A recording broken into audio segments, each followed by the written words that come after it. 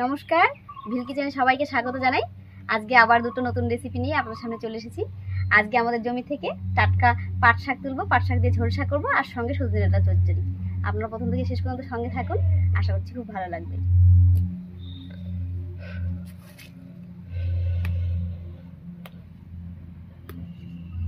কি সুন্দর শাকগুলো দেখুন, একেবারে কচি।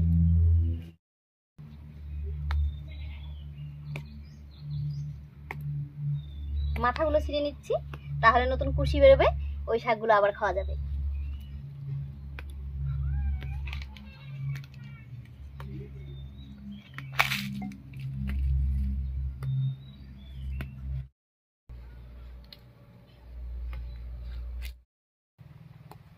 বেশ অনেকটাই শাক তুলে নিয়েছি, আর এই দিয়ে হয়ে যাবে।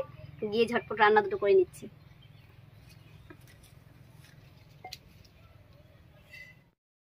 শাকটা তুলে একেবারে ধুয়ে জল ঝরিয়ে রেখে দিলাম। এবার সজনে ডাঁটাটা কেটে নিচ্ছি।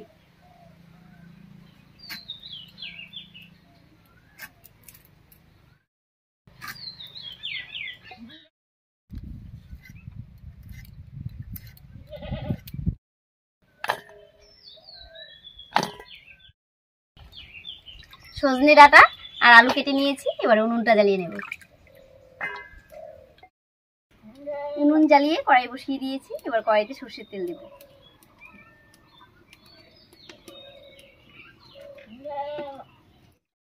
তেল গরম হয়ে গেছে, তেলের মধ্যে দেব হাফ চামচ গোটা জিরা আর একটা তেজপাতা।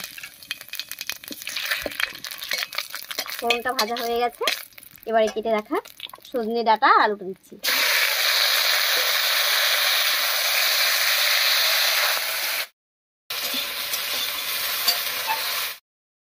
একটু নাড়িয়ে নিলাম, এবারে লবণ হলুদ দিয়ে ঢাকা দিয়ে রান্না করে নেব। দিয়ে দিচ্ছি স্বাদ মতো হলুদ আর পরিমাণ মতো লবণ।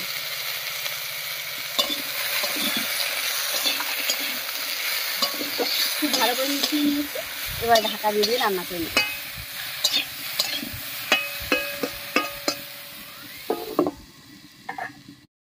ঢাকা দিয়ে রান্না হতে হতে আমি একটু মশলা করে নিচ্ছি। আর মশলার মধ্যে নিয়েছি 1 চামচ কালো সর্ষে আর 2টো কাঁচা লঙ্কা।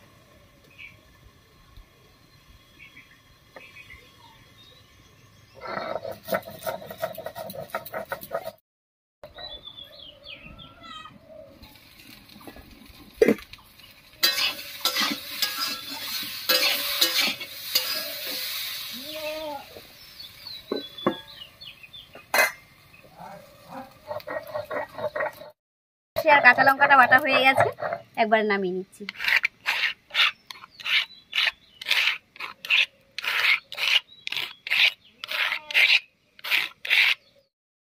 মশলা বাটতে বাটতে সজনে ডাঁটা আর আলু বেশ কিছুক্ষণ রান্না হয়ে গেছে, এবার ঢাকাটা তুলে নিচ্ছি। আলু আর ডাঁটা রান্না হয়ে দেখুন একটু বেশ ভাজা ভাজা মতো হয়ে গেছে।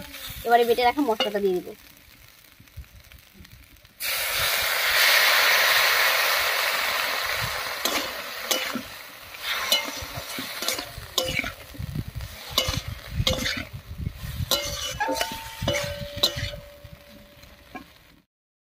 মশলাটা দিয়ে একটু নাড়িয়ে নিয়েছি, এবারে মশলার বাটি ধুয়ে আরো 1 বাটি জল দিয়ে দিচ্ছি।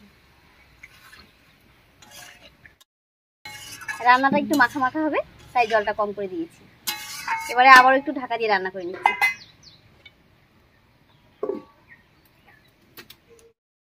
ঢাকা দিয়ে আরো 3-4 মিনিট রান্না করে নিয়েছি। সজনে ডাঁটা চচ্চড়ি একদম রেডি হয়ে গেছে, এবারে ঢাকা খুলে নামিয়ে নিচ্ছি। নামানোর আগে দিয়ে দিচ্ছি একটু কাঁচা সরষের তেল, এতে করে খেতে ভালো লাগবে।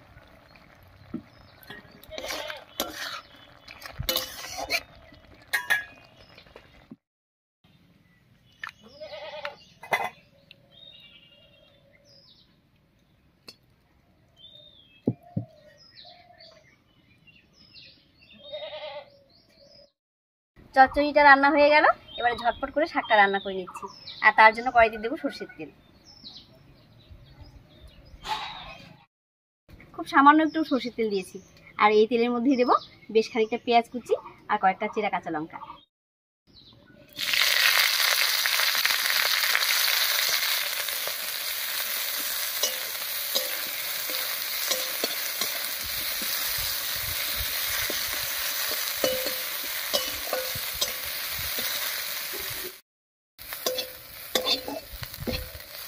পেঁয়াজটা বেশ লাল লাল করে ভেজে নিয়েছি।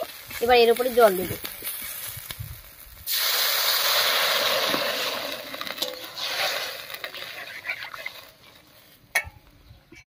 এর মধ্যে দেব স্বাদ মতো লবণ আর সামান্য একটুখানি হলুদ।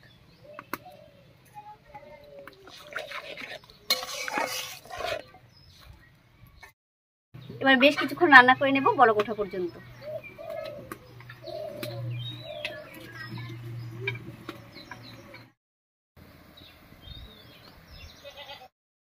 বলক উঠে গেছে, এবারে পাট শাকগুলো দেব।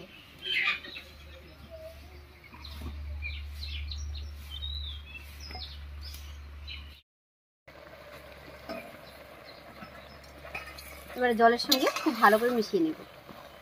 আর দেখুন দেওয়ার সাথে সাথে শাকটা মনে হয় অনেকটা কমে গেল।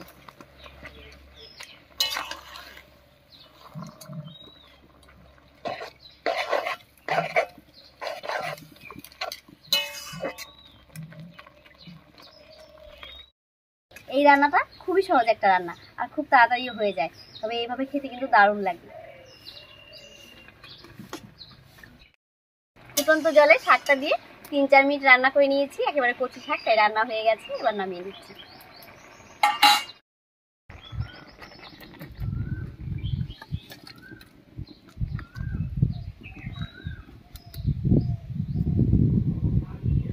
কি সুন্দর কালার দেখতে হয়েছে না?